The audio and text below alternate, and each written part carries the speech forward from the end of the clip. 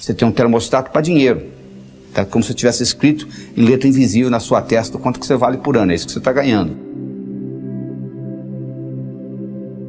E você pode modificar esse termostato através da linguagem e através da visualização. Se você visualiza e sabe visualizar com nitidez, se você sabe visualizar a cores, isso tem um impacto enorme nesse termostato. Deixa eu contar para você uma história com relação a termostato. Era uma vez um indivíduo que era um corretor de imóveis, o melhor corretor de imóveis que você poderia encontrar. Ele só ganhava $30 mil por ano. Nos Estados Unidos isso não é muita coisa. Um dia ele foi hipnotizado. Durante a sessão hipnótica descobriu-se que quando ele tinha 7 anos de idade o pai dele tinha morrido e a companhia para a qual o pai trabalhava tinha dado uma cerimônia e tinha convidado ele e a mãe e tinha havido um discurso de quanto o pai dele tinha sido honesto, trabalhador, dedicado, etc, etc, etc, e foi dado à mãe um envelope que era o seguro de vida do pai, que ela abriu o envelope, tirou o cheque, $30 mil, e ele com 7 anos de idade olhou e concluiu: um indivíduo honesto, trabalhador, dedicado, vale $30 mil por ano, ele concluiu. Trazido de volta da sessão hipnótica e trabalhado com essa tecnologia que eu estou trabalhando com você aqui agora nesse vídeo, esse indivíduo na semana seguinte dobrou o que ele ganhava, na semana seguinte ele triplicou, na semana seguinte ele quadruplicou. Um ano depois ele ganhava $1 milhão por ano, fazendo o que ele sempre soube fazer, levantando a mesma hora que ele sempre levantou, indo dormir a mesma hora que ele sempre foi dormir. Sabe o que mudou? O termostato dele. Essa que é a diferença que faz a diferença, é essa mudança de termostato. Isso é que é importante, essa mudança, é isso que nós estamos fazendo aqui. William James foi que é considerado o pai da psicologia moderna. Ele foi um filósofo, um psicólogo, professor da Universidade de Harvard. Ele tem uma frase famosa que é a seguinte: o passarinho não canta porque está feliz, ele está feliz porque canta. Porque uma vez foi perguntado ao Dr. James: Dr. James, na sua opinião, qual foi a descoberta mais importante no campo do desenvolvimento humano nos últimos 100 anos? Ele disse: na minha opinião, foi que antes pensava-se que para você fazer, você tinha que sentir primeiro. Agora nós sabemos que o contrário também é verdadeiro. Você começa a agir e o sentimento aparece. Então não fique esperando que o sentimento apareça para você começar a executar. Comece a executar que o seu termostato vai mudar. Você começa a modificar isso e o termostato modifica. E com isso, você recria o seu passado, usando a sua mente como a máquina do tempo. Aliás, você já vem fazendo isso. Você não viaja para o seu passado de vez em quando? Você às vezes não imagina o futuro? Pois é, você está usando essa máquina para viajar. Só que você viaja como apenas observador. O que nós vamos mostrar aqui é como que você usa essa viagem para fazer uma modificação e com isso você trazer a sua energia vital para o aqui e agora. Imagina a seguinte situação: você pega um cigarro, você leva ele aí fora, coloca ele contra a luz solar. Você acende o cigarro? Claro que não. Mas se você colocar uma lente convergente, você deve ter feito isso quando criança, e colocar o cigarro no foco da lente convergente, você acende o cigarro, não é verdade? Por que você acende? Porque agora você concentrou a energia solar que passou pela lente num ponto único. Essa concentração faz acender o cigarro. É tão óbvio, não é? A mesma coisa ocorre conosco. Se você pegar a sua energia vital, espalhar ela entre o passado e o futuro, não sobra energia para o aqui e agora. Se por outro lado você for capaz de concentrar isso tudo no aqui e agora, sem resquícios de passado ou de futuro, você vai poder fazer coisas que parecem milagrosas, porque você está utilizando energia no momento presente, no aqui e agora. Mas o que acontece de um modo geral? Você às vezes quer utilizar, mas dentro de você existem crenças que vão contra. Então tem-se o que na psicologia se chama de dissonância cognitiva. Dissonância cognitiva é quando você faz uma coisa e lá no fundo você não gostaria de fazer, então faz... Então, por exemplo, você gosta de dizer sim para os seus amigos, né? Se um amigo lhe pede um favor, e você pode fazer o favor, na hora que você fala não, faz... Há uma dissonância cognitiva. Quando um inimigo lhe pede um favor, você fala não sorrindo, não é verdade? Você não tem esse problema. Então, de onde que vem essa dissonância cognitiva? Essa dissonância cognitiva vem de resquícios do passado ou do futuro, que você criou na sua mente, e você carrega com você. Imagina a seguinte situação: eu hipnotizo alguém e eu digo para a pessoa durante a sessão hipnótica, quando você voltar dessa sessão hipnótica, tem um guarda-chuva ali no canto, eu gostaria que você fosse lá e abrisse ele 3 vezes. Isso chama-se sugestão pós-hipnótica. Traga o sujeito de volta da hipnose, ele vai lá, pega o guarda-chuva e abre 3 vezes. Eu pergunto para ele: o que você está fazendo? Eu estou abrindo esse guarda-chuva. Para quê? Acaso chova? Ele não sabe por que ele está abrindo o guarda-chuva. Ele racionalizou. Ele criou uma explicação racional. Ele nem sabe por que ele está abrindo o guarda-chuva. É a mesma história. Se você começa a ter essas dissonâncias, você começa a criar racionalizações. Ah, dinheiro não é importante. Quem fala que dinheiro não é importante vive uma outra realidade. Porque você vai na cadeia, 99% das pessoas estão lá por causa de quê? O problema é dinheiro. Por que as pessoas se divorciam? Mais de 85% é por causa de briga de como gastar o dinheiro que eles ganham. Então você vai falar que dinheiro não é importante? E quando você estiver se preocupando em pagar suas contas do fim do mês, quer você queira, quer você não queira, dinheiro é importante para você. Dinheiro só deixa de ser importante o dia que você tem o bastante, e aí sim você vai se preocupar com coisas mais importantes que dinheiro. Não é verdade? Então essa tecnologia vai lhe permitir, e já está lhe permitindo, liberar essas crenças antigas, diminuir essa dissonância cognitiva, diminuir a sua racionalização, e com isso você continua vivendo no aqui e agora.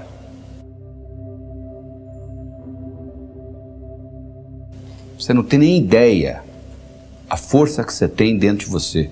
É igual um iceberg. O iceberg está 10% fora da água e 90% dentro da água. Você olha na superfície e você vê só aquele pouquinho. E é a mesma história. Só que a nossa força está a nível inconsciente. Você conhece a história da mulher que estava dirigindo numa estrada deserta do Texas e a picape dela quebrou?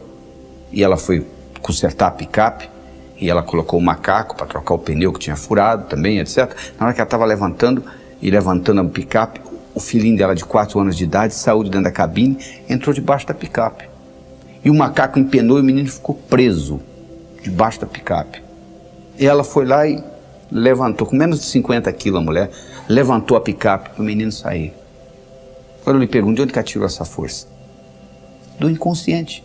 Diz que o Fernão Cortés, que conquistou o México, um dia ele estava passeando com os amigos dele a cavalo e eles foram atacados por uma tribo indígena.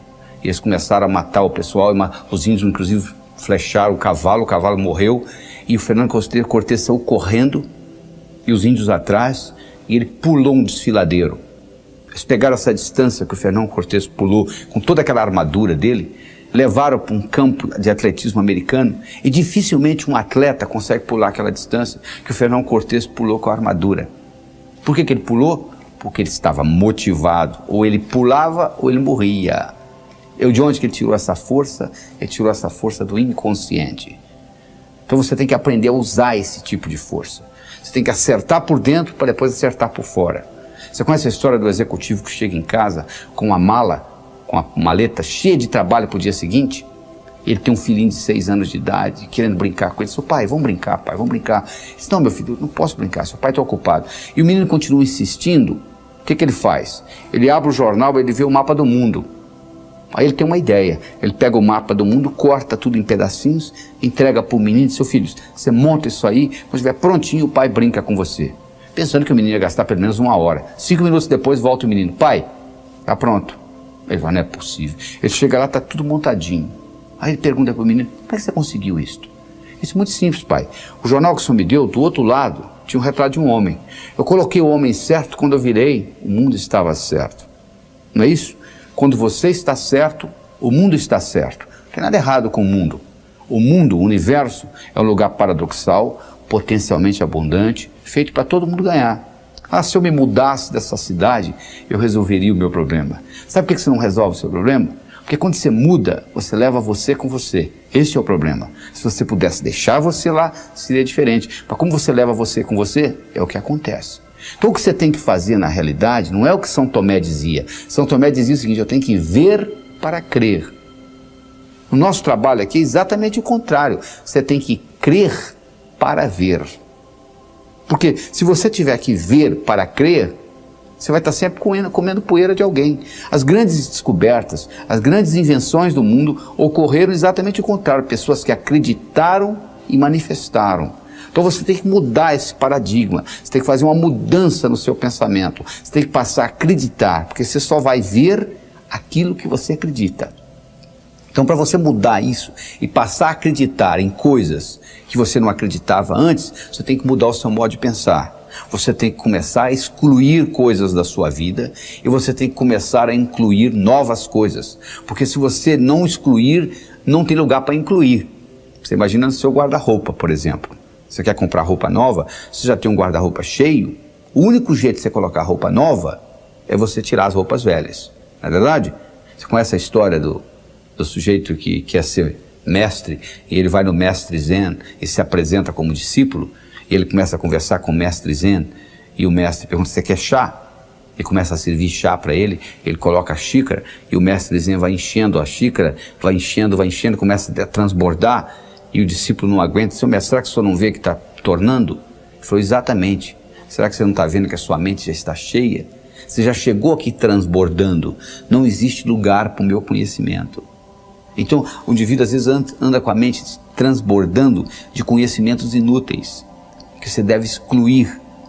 Você tem que mudar as crenças, você tem que incorporar coisas novas, você tem que concentrar nas suas qualidades e não nos seus pontos fracos. Você imagina um sujeito com 1,50 m querendo jogar basquete, não dá, né? Você imagina um sujeito com 2,20 m querendo ser jockey, não tem jeito, o cavalo nem sairia do lugar. Então, para você começar a mudar esse processo, para você entrar em contato com essa força dentro de você, você tem que começar a descobrir quais são os seus talentos, quais são as suas qualidades, quais são as 5 principais qualidades que você tem. Você já escreveu alguma vez? Porque é importante, não é só você pensar, não. Descobriu-se recentemente que, o que os antigos já sabiam, que se você escrever, codifica de uma forma muito mais forte no seu cérebro. Então eu recomendo que você faça um exercício de casa, faça uma tarefa de escrever as suas 10 qualidades. Você pode escrever qualidades que você já tem e gostaria de aumentar, ou qualidades que você não tem e gostaria de incorporar. Porque à medida que você faz isso, à medida que você entra em contato com essas suas qualidades, o que vai acontecer é que você vai conhecer cada vez mais essa força que existe dentro de você. E o segredo não é você se comparar com os outros, é você se comparar com você mesmo e acompanhar a sua evolução. Porque se você começa a se comparar com os outros, sempre vai ter alguém mais bonito que você, sempre vai ter alguém mais forte que você, sempre vai ter alguém mais jovem do que você, sempre vai ter alguém mais rico do que você. Então você vai estar sempre frustrado. Agora, se você compara com você mesmo e acompanha a sua evolução, isso serve de estímulo para você continuar evoluindo. Então, além das suas qualidades, eu gostaria de saber dos seus hábitos, quais que você quer excluir, quais que você quer manter e quais novos hábitos que você quer incluir na sua vida, na sua tarefa diária. E lembre-se, algo para se tornar hábito tem que ser feito, pensado, manuseado pelo menos 21 vezes. Se você passar fio dental nos seus dentes 21 dias seguidos, eu lhe garanto que você vai passar para sempre. Igual você faz com escovar os dentes. Mas se você fizer uma vez ou outra, você vai passar o fio dental uma vez ou outra, como a maioria faz. Então você, para criar um hábito, você tem que pôr energia nisso. E depois desse hábito criado, por exemplo, se você criar o hábito crer para ver, ou seja, eu acredito para manifestar, teste isso na sua vida. Crie alguma coisa e procure manifestá-la. Tudo no universo físico é criado 2 vezes. Primeiro você cria, depois você manifesta. Você entendendo esse processo é fundamental. E lembre-se da história do executivo. Se você está certo, o mundo está certo. Aquilo que aconteceu com você no passado e que você vem trazendo com você para o futuro. A analogia que eu vou fazer para você é muito simples. Você imagina um jarro cheio de balas. Tem balas amarelas, balas azuis, balas verdes. Imagine que essas balas representem o seu passado. Imagine que as amarelas representem aquelas balas que você não gostaria dentro do jarro. Ou seja, coisas que ocorreram com você que foram traumáticas, Como é que você elimina isso de dentro do jarro? Ora, você pode ir lá e pegar uma por uma, jogar fora. Chama-se terapia. Funciona? Claro que funciona. Qual o outro jeito? Você começa a colocar outras sob pressão e automaticamente as amarelinhas sairão do jarro, não é verdade? O que é colocar outras sob pressão? Coloca outras de outras cores. Você coloca outros sonhos, outras realizações e você começa a preencher a sua vida com novas visões. Para fazer isto, você tem que entender que o contexto onde você vive é muito importante. Se você quer aprender a voar com águias, você não pode viver em terreiro de peru. Já é difícil nadar contra a correnteza, principalmente com peso no pescoço. Às vezes você tem amigos que puxam você para baixo. Você tem que tomar cuidado com isso, porque do contrário você não vai conseguir fazer essa evolução que nós estamos discutindo aqui. Talvez você tenha que se livrar dessa amizade. Talvez esteja ali prejudicando. Você tem que avaliar, porque a vida é sua. Eu gostaria de apresentar para você agora um modelo psicológico que vai lhe ajudar muito. O modelo é o seguinte: pensamento gera sentimento, que gera comportamento. Então vamos estudar isso detalhadamente. Se eu lhe perguntar qual foi o pior dia da sua vida, você vai começar a pensar em coisa triste, você vai começar a se sentir triste, daqui um pouquinho você está chorando, não é verdade? Se eu perguntar para você qual foi o melhor momento que você já viveu até hoje, você vai começar a pensar em coisa alegre, você vai começar a se sentir alegre, daqui um pouquinho você está sorrindo, não é verdade? Então, ó, pensamento gera sentimento, que gera comportamento. Você vai dizer, não é o meu caso. Eu, quando me dou conta, já estou gritando com a minha mulher. Bom, sabe por que você está gritando? Porque o pensamento, o sentimento aconteceu tantas vezes que isso ficou no automático. Então você trabalhando com esse processo, pensamento, sentimento, comportamento, você vai ver que você tem controle da sua vida. Porque a única coisa que você tem que controlar realmente hoje são os seus pensamentos. Só que você tem 50 mil pensamentos por dia. E os estudos mostram que a maioria, 95% dos pensamentos são negativos. Ou seja, e além disso, sabia mais? 85% dos pensamentos que você tem hoje, você já pensou neles ontem. Ou seja, viram uma constante. Por exemplo, tem gente que carrega sentimento de culpa a vida inteira, de uma coisa que fez quando tinha 5 anos de idade. Eu quero que você avalie o seguinte: quais são os sentimentos de culpa que você está carregando? Aquelas balinhas amarelinhas que tem lá. Ou você pode até carregar ansiedade. Só que culpa é um sentimento do passado, a ansiedade é um sentimento do futuro. Você não se sente culpado por uma coisa que ainda não aconteceu. E você não se sente ansioso por uma coisa que já aconteceu. Então, se você aprende a viajar no tempo, você pode fazer o futuro virar passado e o passado virar futuro. E com isso, alterar essa dinâmica.